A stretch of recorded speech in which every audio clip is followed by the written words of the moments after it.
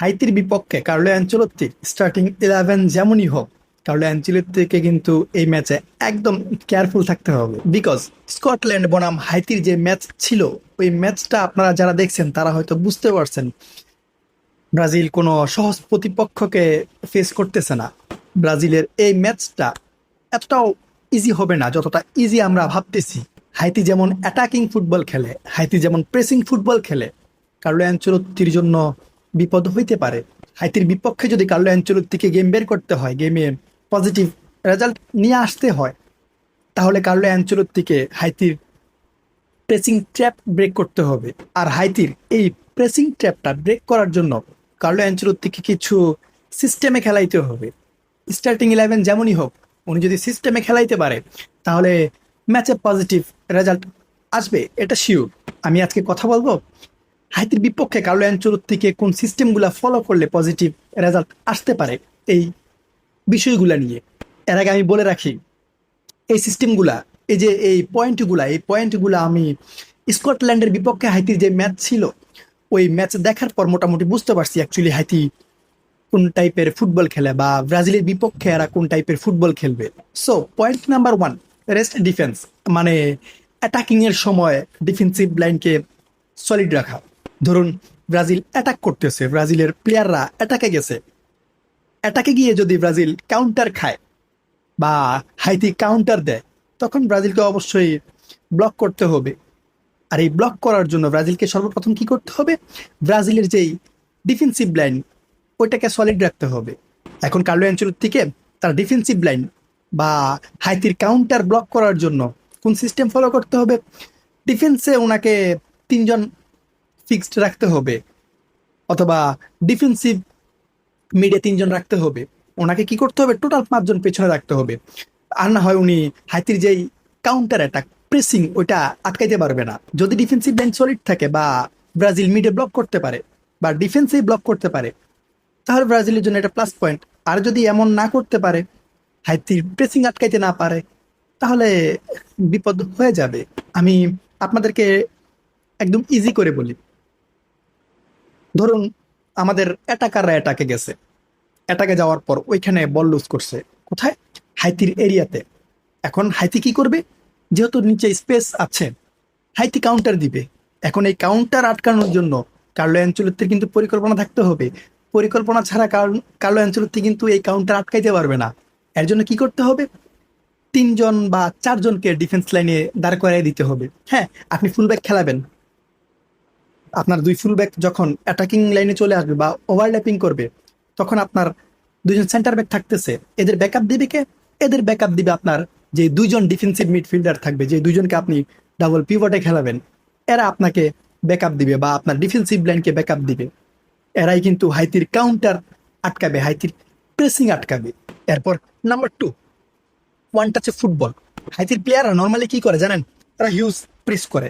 Press বলতে, যখন বল আপনার দখলে থাকবে, এরা কি করবে, এরা চড়ে বসবে, এরা ফিজিক্যালি স্ট্রং, এরা ফিজিক্যালি আপনার সাথে লড়াই করে বল উইন করার ট্রাই করবে। আর এটা থেকে বাঁচার জন্য আপনাকে কি করতে হবে, আপনাকে ওয়ান টাচ ফুটবল খেলতে হবে। আপনি যদি নিজের কাছে বল হোল্ড করে রাখেন, তাহলে কিন্তু আপনি বল নিয়ে অ্যাটাকে যাইতে পারবেন না, বা বল আপনার কাছে বেশিক্ষণ রাখতে পারবেন না।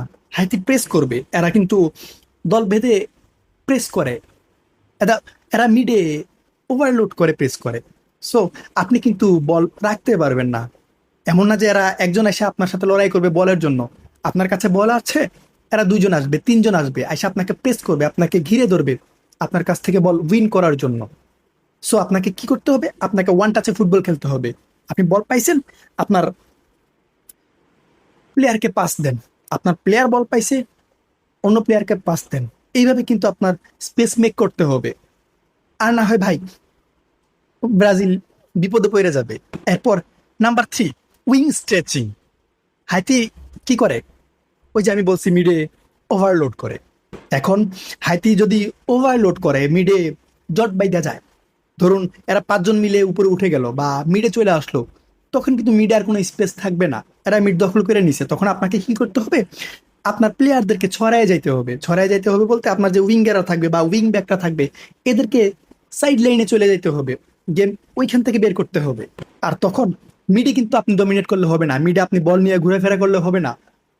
আপনার যে উইঙ্গাররা থাকবে এদেরকে সাইড লাইনে টাচে থাকতে হবে, যাতে আপনার মিডফিল্ডার বা ডিফেন্সিভ লাইন থেকে বল লং পাস করতে পারে, থ্রু বল দিতে পারে, আর ওইটা দিয়ে আপনি ওয়াইড অ্যাঙ্গেলে অ্যাটাকে যেতে পারেন। আর যদি এমন কিছু করতে পারেন, উইঙ্গারদেরকে কাজে লাগাইতে পারেন, তাহলে মাঠে মাঠের রেজাল্ট চেঞ্জ হয়ে যাবে, আপনার রেজাল্ট আপনার পক্ষে আসবে। এরপর number 4, false nine. False nine কেন খেলাবেন আমি বলি আপনাদেরকে। ধরুন এই ম্যাচে আপনি কোনো স্ট্রাইকার খেলাইলেন না, আপনি ইগোর থিয়াগোকে খেলাইলেন না, আপনি অ্যান্ড্রিকে খেলাইলেন না, আপনি কাকে খেলাইলেন? Mathews কুনহাকে, Vinicius জুনিয়রকে। আপনার এই দুজন প্লেয়ার কাজে লাগবে। কিভাবে কাজে লাগবে? এই ম্যাচে যদি আপনি স্ট্রাইকার খেলাইতে যান, তাহলে আপনার গেম বের হবে না। এই ম্যাচে আপনার খেলাইতে হবে একজন ফলস নাইন, যে ডিফেন্সিভ লাইনকে, হাইতির ডিফেন্সিভ লাইনকে বোকা বানাবে, বা হাইতির ডিফেন্সিভ লাইনের যেই আকর্ষণ ওইটা তার দিকে ধরে রাখবে। আমি নর্মালি বলি, যদি নেইমার জুনিয়র থাকতো, তাহলে হাইতির ডিফেন্সিভ লাইনের প্রত্যেকটা প্লেয়ার নেইমার জুনিয়রকে ফোকাস করতো, তখন কিন্তু আপনার টিম স্পেস পাইতো, অ্যাটাক করার সুযোগ পাইতো। বাট যেহেতু নেইমার জুনিয়র খেলবে না, আমরা যতটুকু জানি নেইমার জুনিয়র হয়তো নাও খেলতে পারে। সো এখন আপনার কাজ কি? আপনি একজন ফলস নাইনে প্লেয়ার খেলান, হইতে পারে ম্যাথুইস কুনহা। আপনি কুনহাকে খেলান, কুনহা কি করতে পারবে?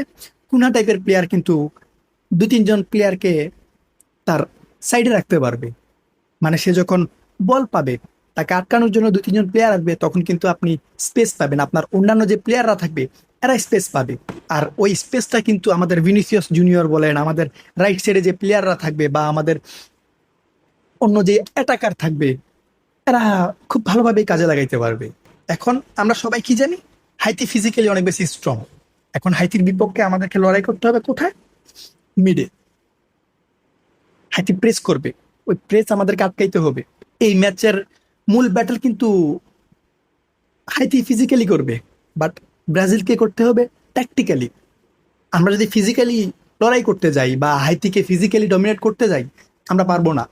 আমাদেরকে বল দখলে রাইখা ট্যাকটিক্যালি গেম খেলতে হবে। এই ম্যাচে কার্লো অ্যানচেলত্তির ফরমেশন কেমন হবে আমি জানি না, হয়তো 4-2-2-2 হইতে পারে, আবার 4-2-4ও হইতে পারে। যত যেমনই হোক, আমরা কিন্তু 4 জন অ্যাটাকার নিয়ে খেলতেছি। সো আমাদেরকে কেয়ারফুল থাকতে হবে। 4 জন অ্যাটাকার মানে এই না যে আমরা হিউজ স্কোর করব বা প্রেস করব। আমাদেরকে ভাই ডিফেন্সও করতে হবে। শুধু অ্যাটাকিং এর মন মানসিকতা নিয়ে খেললে হবে না, আমাদেরকে ডিফেন্সও করতে হবে। হাইতির বিপক্ষে গেম বের করা কষ্টকর হয়ে যাবে।